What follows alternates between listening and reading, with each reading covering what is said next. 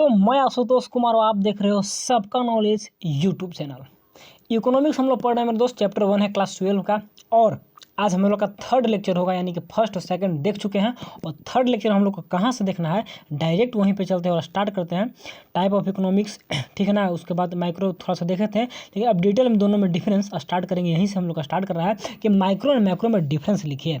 आप लोग बहुत ही मतलब कि आप लोग के लिए किस्मत समझिए कि अच्छा है कि आप लोग में ऑब्जेक्टिव एग्जाम होने वाला। सब्जेक्टिव रहता ना तो इस क्वेश्चन को भी यहाँ पे टिक मारा के कि डिफरेंस में भी रहता कि नहीं आता है तो इसको आप लोग पढ़ लेते, लेकिन अब तो आएगा नहीं। लेकिन हाँ, अंदर से क्वेश्चन, इंटरनल क्वेश्चन पूछ सकता है, किसी भी लाइन से उठा के दे सकता है।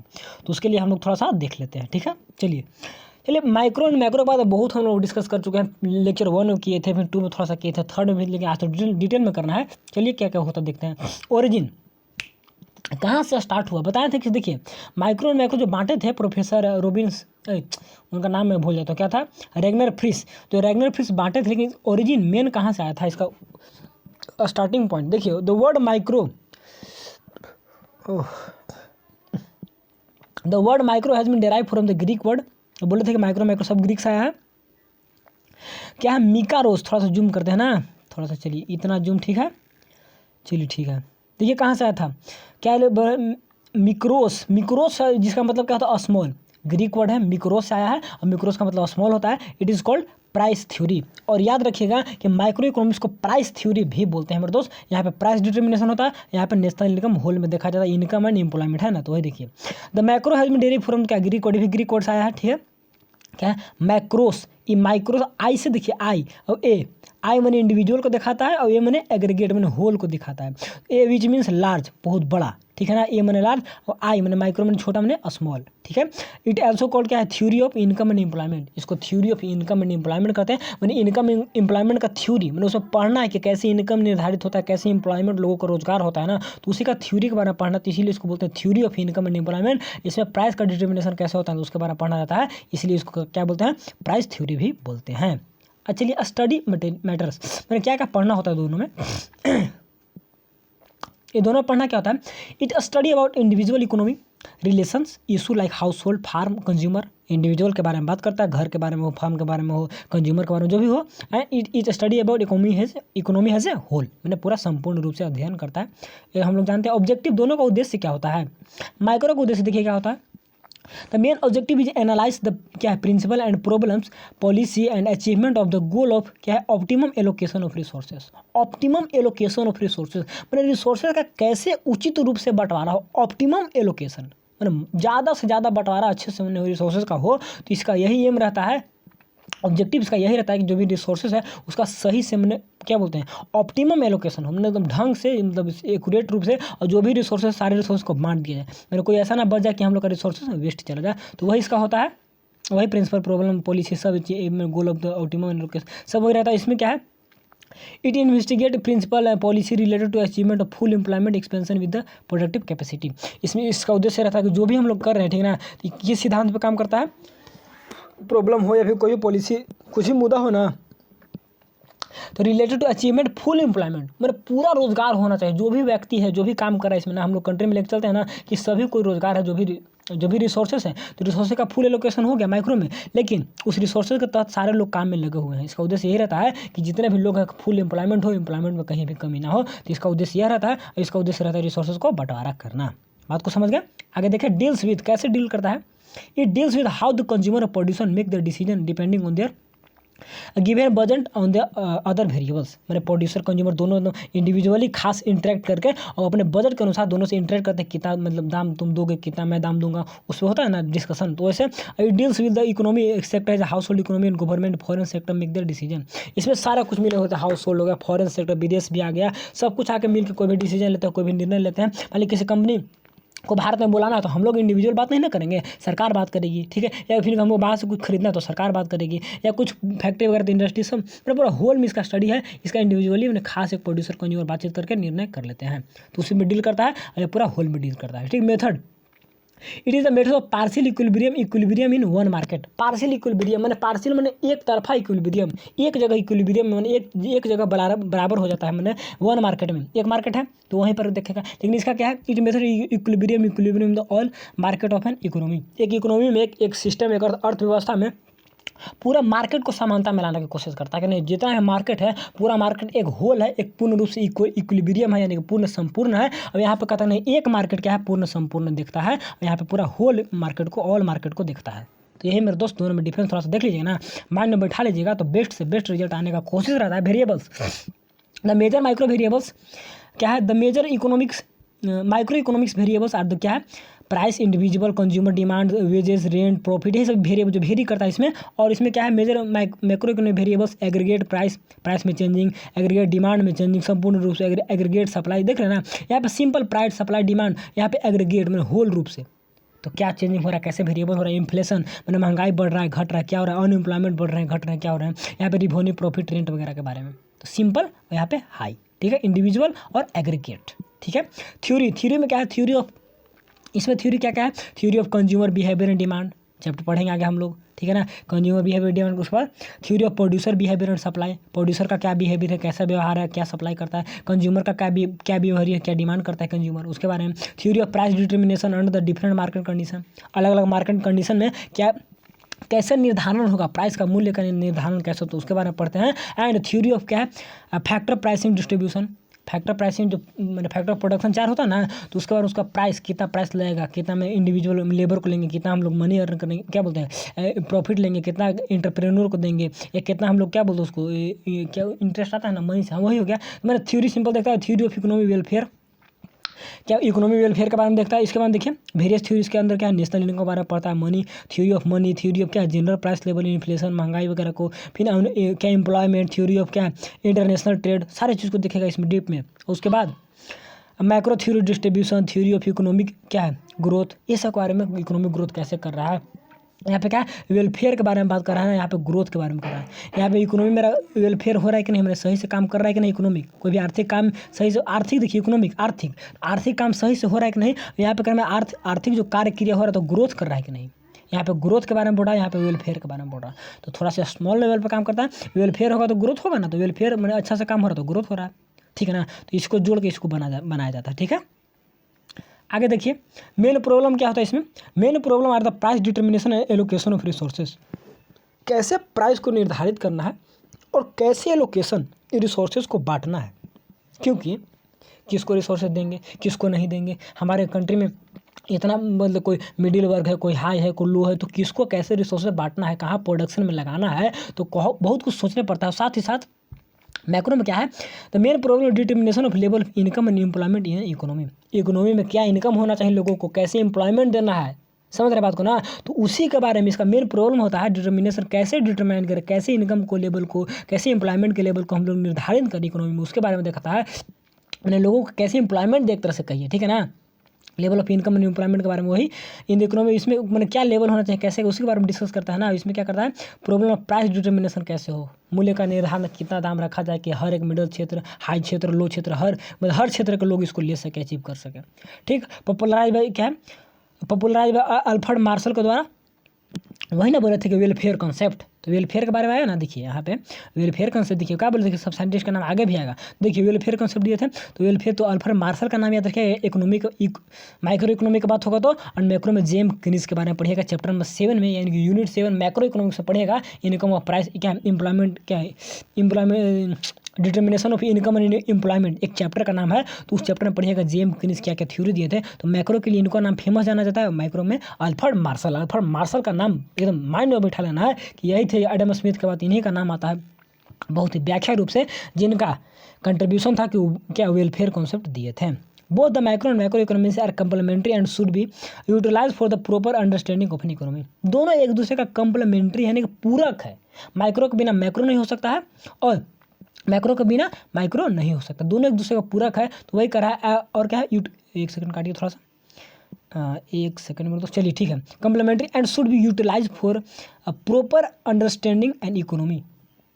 अब इसका यूटिलाइज कैसे होना चाहिए, proper understanding of an economy, मतलब अच्छे से इकोनॉमी को समझ के, हमारा जो सिस्टम चल रहा है रन कर रहा है उसको अच्छे से समझ के, उसके बाद माइक्रो एंड मैक्रो का यूटिलाइजेशन होना चाहिए, कैसे यूज होना चाहिए ना, तो उसी के बारे में कह रहा है कैसे ऐसे होना चाहिए।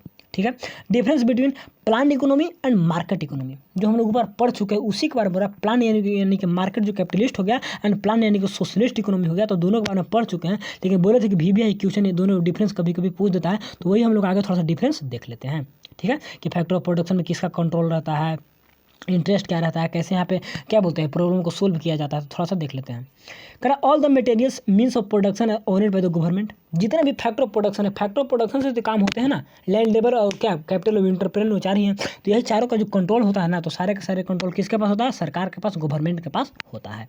किसमें, प्लान में। प्लान इकोनॉमी को सेंट्रली प्लान ही बोलते हैं, और इसको एक और नाम है जो कि हम लोग क्या बोलते हैं, सोशलिस्ट इकोनॉमी के नाम से भी जाना जाता है इसको। ठीक, मार्केट को कैपिटलिस्ट इकोनॉमी के नाम से जाना जाता है। All the materials means of production owned and private individual, कोई खास व्यक्ति, कोई खास आदमी के तहत सारा कंट्रोल रहेगा फैक्टर ऑफ प्रोडक्शन पे, इसका इसमें सरकार कंट्रोल करेगी।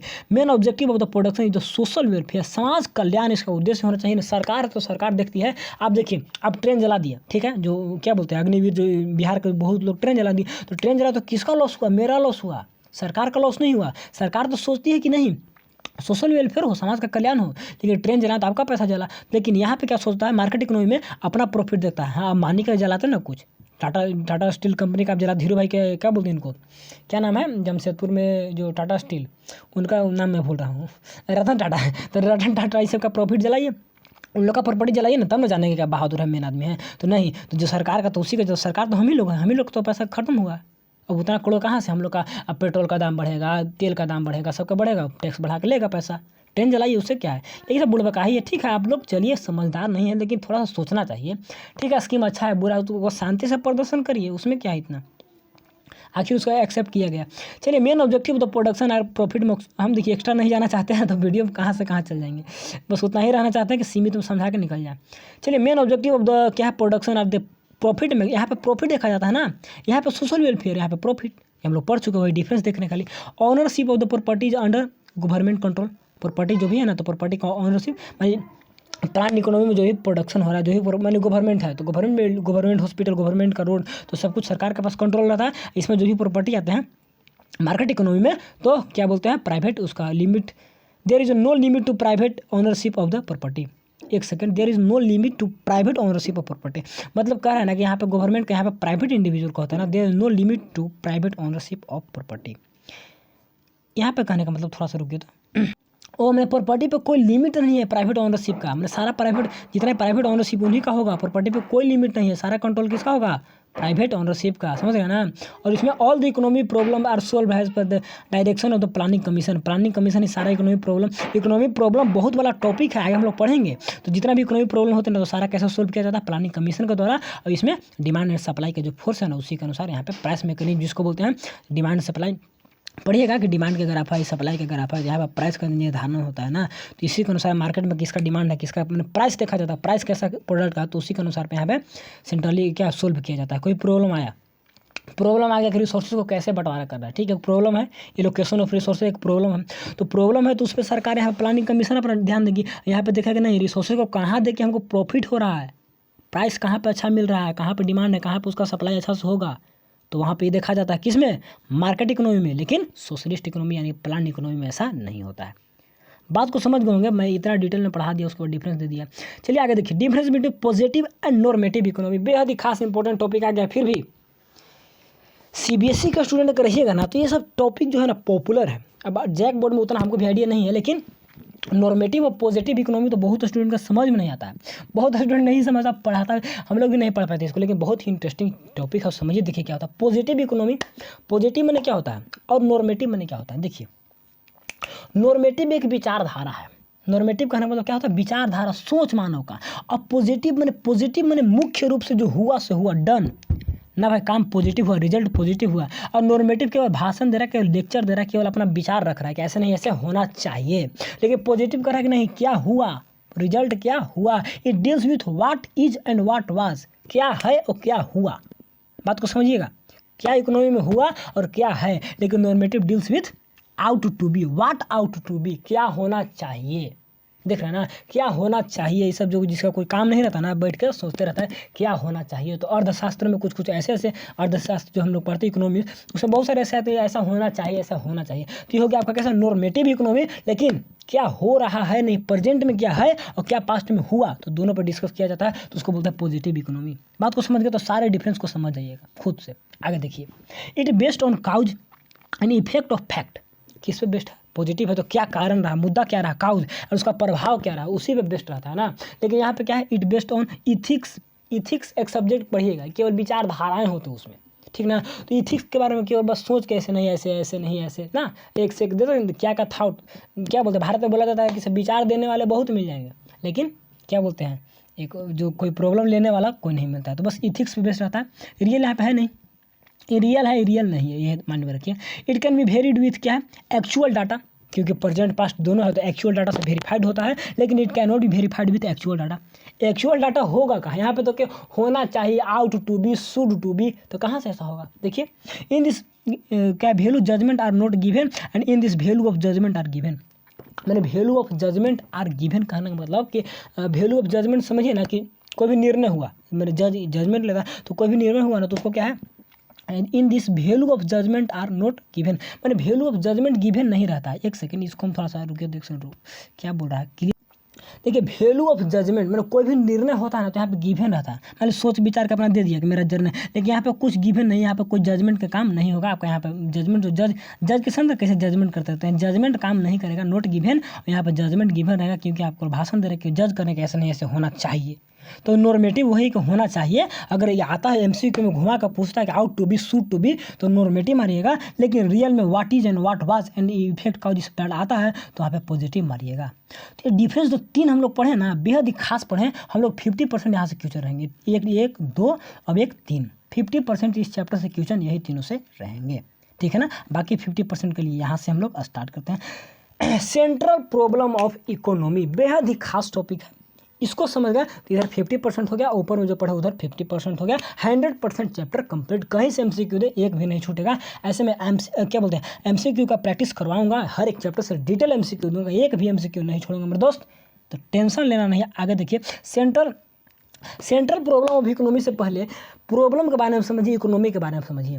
पहले प्रॉब्लम, आपके घर में प्रॉब्लम होता है कि नहीं, आपके पास प्रॉब्लम है कि नहीं। आपके पास 10 रुपये हैं तो आपको पेन भी खरीदना है, बिस्कुट भी खरीदना है। 10 रुपये हम कहाँ दे, दुकान में दे, फिर जाके बार्बर को दे दे कि बाल काट दीजिए। तो प्रॉब्लम आते हैं आपके पास भी, आपके घर में भी, खास करके रिसोर्सेज को बांटने में।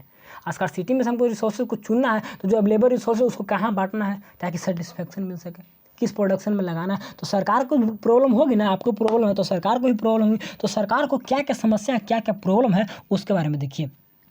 सेंट्रल प्रॉब्लम ऑफ इकोनॉमी कहने का मतलब कि 3 होते हैं। एलोकेशन ऑफ रिसोर्सेज, रिसोर्सेज को कैसे बांटना है, व्हाट टू प्रोड्यूस, क्या प्रोडक्शन करना है। सरकार पास रिसोर्सेज तो आ गए, ठीक, लेकिन प्रोडक्शन क्या करें, और हाउ टू प्रोड्यूस, कैसे करें, लेबर को लगाएं या मशीन को लगाएं। उसके बाद फॉर होम टू प्रोड्यूस, किसके लिए प्रोड्यूस करना है। देखिए ना, रिसोर्सेज को बांटना है, एक प्रॉब्लम है।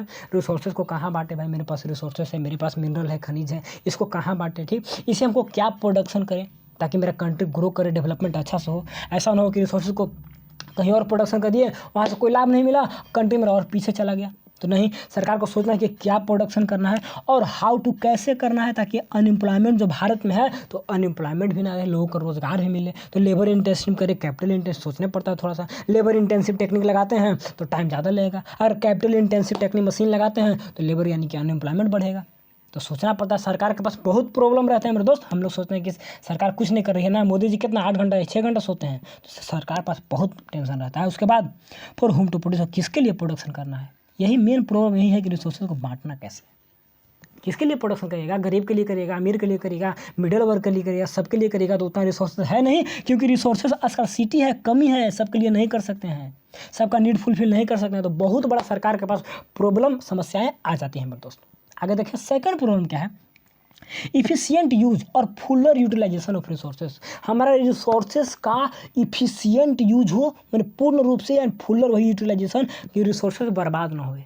रिसोर्सेज का कमी है ना, कि इफिशियंट नहीं होगा, कार्य कुशलता से नहीं काम होगा तो रिसोर्सेज बर्बाद होंगे। ऐसा हम लोग नहीं चाहते हैं। हमारे पास प्रॉब्लम है कि कैसे करें कि रिसोर्सेज का बर्बादी ना हो। और तीसरा क्या है, इकोनॉमिक डेवलपमेंट और growth of resources, that is the third problem and that is the modern economic system. या जो हम लोग पढ़े थे कि मॉडर्न इकोनॉमिक्स, जो हम लोग चैप्टर में एक तरह से पढ़ रहे हैं ना, तो ग्रोथ कंसेप्ट जो आया था इकोनॉमी अर्थव्यवस्था, तो अर्थव्यवस्था में ग्रोथ कंसेप्ट। तो यही एक प्रॉब्लम है कि कैसे रिसोर्स के एलोकेशन करना है, उसके बाद रिसोर्स का सही से यूटिलाइज हो सके, बर्बाद ना हुए। और थर्ड में क्या था, इकोनॉमिक डेवलपमेंट और ग्रोथ ऑफ रिसोर्सेज। इकोनॉमी मेरा डेवलपमेंट भी कैसे करे, प्रॉब्लम है ना, कैसे डेवलपमेंट करे कि रिसोर्सेज का ग्रोथ हो, रिसोर्सेज का बढ़ोतरी हो। तो यही प्रॉब्लम है। इसको समझ गए ना, ये जो डायग्राम यहाँ पे बनाया हुआ है, इसको समझ गए ना सबका नॉलेज के माध्यम से, तो आप पूरा नीचे का चैप्टर समझ गए। बस वही तो यहाँ पे व्याख्या किया हुआ है और कुछ है नहीं। तो इसको समझ गए तो नीचे का सारा कुछ समझ गए। चलिए हम लोग थोड़ा सा नीचे बढ़ते हैं। कह रहा है कि बेसिक इकोनॉमी थोड़ा सा थ्योरी टाइप का चैप्टर, थ्योरेटिकल है फर्स्ट चैप्टर, ठीक है ना। उसके बाद आगे तो उतना थ्योरी नहीं मिलेगा। Basic economics problem is the problem for the choice, वही मेन चुनना, क्योंकि स्कार्सिटी है वही मेन प्रॉब्लम है, which is created by the scarcity of resources, जो कि रिसोर्सेज की कमी से क्रिएशन होता है। जो कल एग्जाम्पल दिए थे कि आपके घर में दूध आया, दूध 1 लीटर आया, अब वो दूध में क्या बनाइएगा, पनीर बनाइएगा, दही बनाइएगा, चाय बनाइएगा, दूध को पीजिएगा, छेना बनाइएगा। तो वही कराने का स्कार्सिटी के कारण प्रॉब्लम चॉइस आता है। तो वही तो मेन प्रॉब्लम है, ठीक। It is also called the problem of economising the resources. Economising the resources मैंने रिसोर्सेज को इकोनोमाइजिंग करना। इकोनोमाइजिंग करने का मतलब उसको आर्थिक रूप में लाना, उससे मनी अर्न करवाना। जो भी इकोनॉमी में रिसोर्सेस है तो उसका क्या करना, मनी उससे अर्न करवाना हमारे पास। तो वही होता है कि it is also called the problem of economising resources. मैंने रिसोर्सेज को कैसे हम लोग मनी के रूप में कन्वर्ट करें, इकोनोमाइजिंग करें, आर्थिक मेरा मजबूती हो, तो वही एक प्रॉब्लम आता है मेरे दोस्त। दैट इज क्या बोल रहा है, the problem of the fuller and efficient utilization of limited resources to satisfy the maximum number of wants. बहुत सारे नंबर ऑफ वांट्स है, बहुत सारे हम लोग का चाहत है, तो उसको कैसे कैसे हम लोग यूटिलाइज कर सकते हैं जो लिमिटेड रिसोर्सेज में से। यही इकोनॉमी से, इसको समझ गए ना तो पूरा आप इकोनॉमिक्स यूनिट जो 1 है उसको समझ गए। तो वही तो प्रॉब्लम है कि fuller and efficient utilization of resources का सही यूटिलाइजेशन हुए, ठीक है ना। और क्या था, फुलर में पूर्ण रूप से हुए, और एक और क्या था, resources limited resources to satisfy maximum number of wants. मैंने लिमिटेड रिसोर्सेज का सही से कार्य कुशलता से फुलर तरीका से यूटिलाइजेशन हो, और जिससे कि हम लोग क्या करें, मैक्सिमम सेटिस्फैक्शन को गेन कर सकें, और साथ ही साथ नंबर ऑफ वांट्स को फुलफिल कर सकें। बहुत बड़ा प्रॉब्लम है। आगे देखिए, the main causes of central problem are unlimited human wants. Central problem का कारण क्या है, सेंट्रल प्रॉब्लम है क्या, तो सेंट्रल प्रॉब्लम है कि स्कार्सिटी में से रिसोर्सेज को कैसे चुन के अपने नीड को फुलफिल किया जाए, यही सेंट्रल प्रॉब्लम है ना। तो सेंट्रल प्रॉब्लम का जो मेन कारण है वो ह्यूमन का अनलिमिटेड वांट्स। हमको बाइक नहीं चाहिए, हमको 4 व्हीलर चाहिए, हमको मोबाइल नहीं चाहिए, हमको कार चाहिए। समझ रहे बात को ना। तो बहुत कुछ हम लोग का अनलिमिटेड, सिंपल मोबाइल मिल गया तो कैमरा वाला चाहिए, कैमरा वाला मिल गया तो ऑडियो वीडियो मिलना चाहिए, बहुत होता है ना। तो unlimited human wants and limited economic resources and alternative uses of resources एक तो लिमिटेड है, उसके बाद हम लोग का वांट्स अनलिमिटेड है, ठीक है ना। तो ये सब कारण है, मेन काउज यही सब है। उसका अल्टरनेटिव यूजेज है रिसोर्सेज का, और साथ ही साथ अल्टरनेटिव यानी कि जो रिसोर्सेज का अल्टरनेटिव यूजेज है, जो एग्जांपल दिए थे, दूध का बहुत सारे यूज है। दूध हमारे पास लिमिटेड है, यानी कि 1 ही केजी है, और हमारे वांट्स बहुत कुछ है, पनीर ही बनाना है, दही बनाना है। समझ रहे बात को ना। आगे देखिए, resources of factors of production can be natural. Resources of factor of production can be, जो फैक्टर ऑफ प्रोडक्शन नेचुरल, जो मैंने जहाँ से हम लाते हैं रिसोर्सेज फैक्टर ऑफ प्रोडक्शन का, तो नेचुरल भी होगा, जैसे लैंड वेयर, ठीक है ना, ह्यूमन जो लेबर हो गए, और साथ ही साथ कैपिटल, मशीन बिल्डिंग, और इंटरप्रेन्योरशिप, जो मालिक होते हैं ना, पर्सन हु बियर्स रिक्स, जो रिक्स लेता है तो उसी को इंटरप्रेन्योर, जो मालिक है। तो रिक्स कैसे ले रहा है, पैसा लगा रहा है कहीं कंपनी में, तो कंपनी मेरा बुड़ेगा या फिर ग्रो करेगा, नहीं ग्रो करेगा, तो रिक्स लिया ना, तो रिक्स लेता है उसको इंटरप्रेन्योर बोलते हैं, या इंटरप्रेन्योर इसको बोल सकते हैं। वही उसके बाद को सीख, ठीक है। और देखिए लास्ट थोड़ा सा क्लियर करते हैं ना। चलिए, थर्ड क्या था, द सेंट्रल प्रॉब्लम फेसिंग क्या है, every economy like the allocation of resources. सारा इकोनॉमी, केवल इंडियन इकोनॉमी नहीं, Chinese economy, American economy, Pakistan economy, जितने भी इकोनॉमी है, तो सभी कोई एलोकेशन ऑफ रिसोर्सेज का, तो सारे एलोकेशन ऑफ रिसोर्सेज जो प्रॉब्लम है, हर एक इकोनॉमी को झेलना पड़ता है, समझना पड़ता है। कहाँ बांट देगा, कौन सेक्टर में लगा दे, कौन सेक्टर, प्राइमरी में लगा देंगे, सेकेंडरी में लगा देंगे, टर्सरी, कहाँ सेक्टर में लगाएं कि अच्छा से यूटिलाइज हो, बर्बाद ना होए और साथ ही साथ ग्रोथ भी होए, उसी रिसोर्सेज से नया नया डेवलपमेंट होए।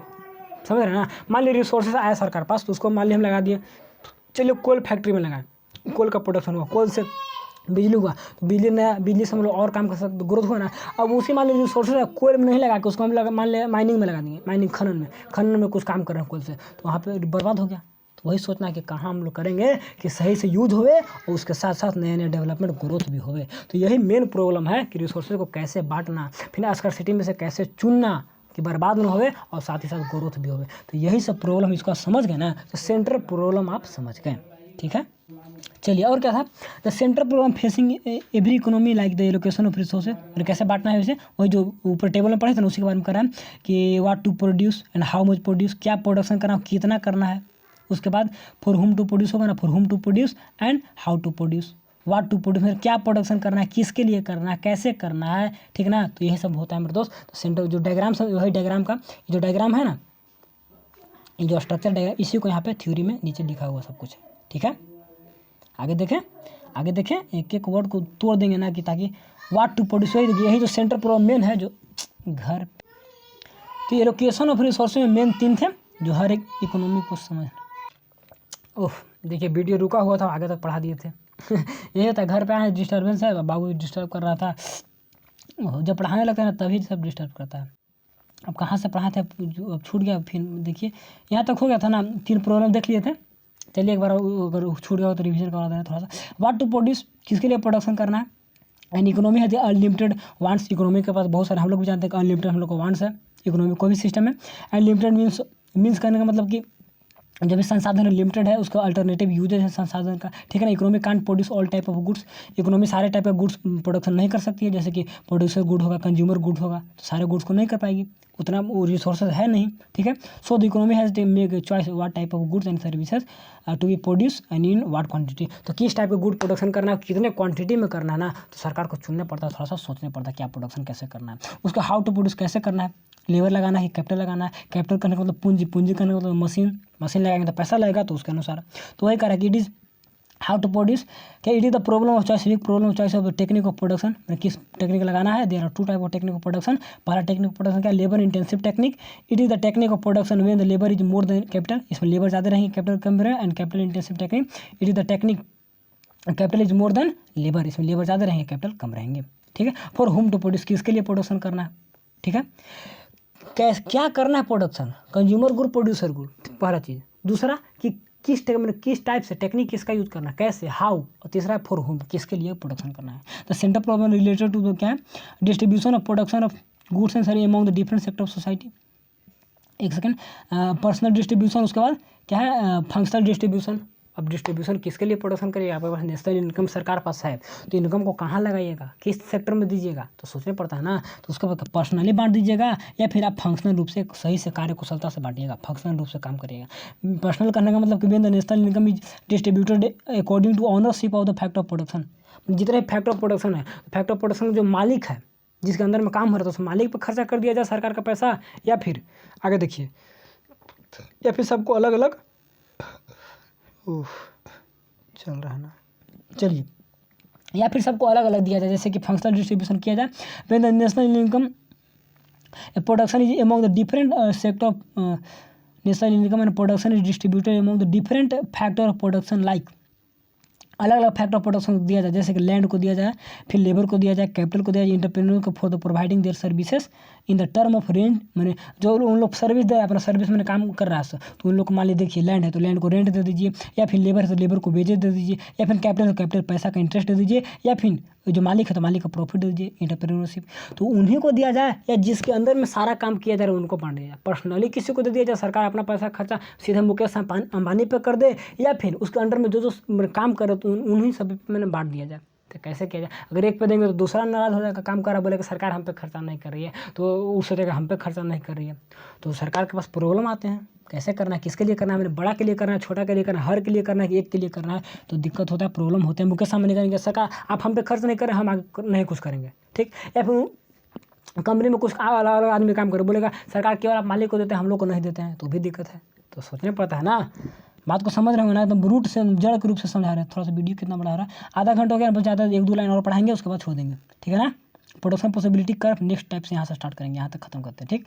Problem related to efficient use and fuller utilization of resources. क्या क्या समस्याएं आती है कि रिसोर्स का इफिशियंसी से, कार्यकुशलता सही से यूज हो और फुलर यूटिलाइजेशन हो। क्या है efficiency of production means the maximum possible amount of goods and services are being produce with available resources. मैंने जो भी रिसोर्सेज है उससे मैक्सिमम जितना पॉसिबल होगा मैक्सिमम गुड्स और सर्विस का प्रोडक्शन किया जाए, जो भी अवेलेबल रिसोर्सेज है उसी में से, ठीक है ना। एक second, and the resource are already scare in the relation to need for the क्या है themself and therefore economy has ensure that its economy do not remains under utilize there under employment is nothing but the wastage of resources. मतलब कि unemployment हो या ना, उससे मतलब नहीं है, वेस्टेज ऑफ रिसोर्स में रिसोर्स का बर्बादी ना होए, फुल यूटिलाइजेशन होए, वही सब बात बोला यहाँ पर। और जो भी क्या है फुल मैंने बर्बादी ना हो, प्रोडक्शन अच्छा से, जो भी लिमिटेड उसी में से जो भी रिसोर्स अवेलेबल है उसी में से अच्छा से काम होए, क्योंकि हमारे पास ऑलरेडी क्या बोलते हैं ऑलरेडी रिसोर्सेज का कमी स्केयर है। तो उसके लिए इकोनॉमी को क्या करना सुनिश्चित करना होता है कि ensure it's resources do not क्या है रिमेन अंडर यूटिलाइज, उसका रिसोर्सेज अंडर यूटिलाइज न रह जाए, मैंने रिसोर्सेज का ऐसा ना हो कि यूटिलाइजेशन हो ही नहीं, एंड देयर अंडर एम्प्लॉयमेंट, मैंने अंडर एम्प्लॉयमेंट में अंडर यूटिलाइज ना हो जाए। मैंने यह होता ना कि काम नहीं मिला तो लोगों को, तो काम नहीं मिला तो उसके अंदर रिसोर्सेज का भी यूज नहीं हुआ, is nothing but wastage of resource. ऐसा नहीं कुछ हुए या ना हुए, इज नथिंग ये सब कुछ नहीं, लेकिन बट वेस्टेज ऑफ रिसोर्सेज का बर्बादी ना हो। लास्ट में ये भी बोल रहा है कि ऐसा होवे या ना होवे, अगर ऐसा होगा तो बर्बादी होगा, तो ऐसा ना होवे, इसीलिए रिसोर्सेज का बर्बादी भी नहीं होना चाहिए, कंट्रोल किया जाना चाहिए। And the problem related to growth resources, यहाँ पे देखें कि प्रॉब्लम रिलेटेड टू क्या है इफिशिएंट एंड क्या है efficient use and full utilization of resource, कैसे कैसे यूज हो, कैसे क्या किया जाए। उसके बाद बोल रहा है किसी problem related to growth of resources, मेरे रिसोर्सेज का कैसे ग्रोथ किया जाए। इट इज़ द क्या है एक second, it is the increase in the production capacity of economy so that the quantity of production will rise. Production capacity को बढ़ाना है जिससे कि क्वांटिटी में क्या हो डेवलपमेंट हो, मेरे क्वांटिटी जो प्रोडक्शन कर रहा है ना तो ज़्यादा मात्रा में प्रोडक्शन कर पाएँ। तो वही है कि इट इज़ क्या है related to increase in the production capacity को बढ़ाया जाए, और इकोनॉमी का जो भी सिस्टम है उसके अंदर जो भी प्रोडक्शन हो रहा है तो कैपेसिटी को बढ़ाइए, जिससे सो दैट क्या है quantity of production will rise, जिससे कि प्रोडक्शन क्वांटिटी राइज होंगे, ज़्यादा मात्रा में प्रोडक्शन होंगे। तो यही था मेरे दोस्त, आधा घंटा का वीडियो बना, 31 मिनट का, कोई दिक्कत नहीं है, डीप में पढ़िए, अच्छा से समझिए। और लास्ट टॉपिक बचा है प्रोडक्शन पॉसिबिलिटी फ्रंटियर और कर्व, जो है ग्राफ टाइप का था, को देखेंगे आगे चल के, और उसके बाद चैप्टर क्या होंगे खत्म हो जाएंगे। थैंक्स, बस मेरे एक लेक्चर थोड़ा सा बचेगा, उसके बाद एमसीक्यू प्रैक्टिस स्टार्ट कर देंगे, 2 वीडियो 1, चलिए कोई दिक्कत नहीं है। तो बस मेरे दोस्त खुशी के बाद वीडियो को लाइक जरूर करेगा, चैनल पर नए हो तो सब्सक्राइब करके, कोई भी दिक्कत कोई भी प्रॉब्लम है तो हमको कमेंट करिए, या फिर 9142042534 9140 के हम इंग्लिश में भूल जाते हैं, तो उसी पे 9142042534 यानी कि 9142042534 पे कॉल कर सकते हैं, पूछ सकते हैं मेरे दोस्त। तो थैंक्स फॉर वॉचिंग।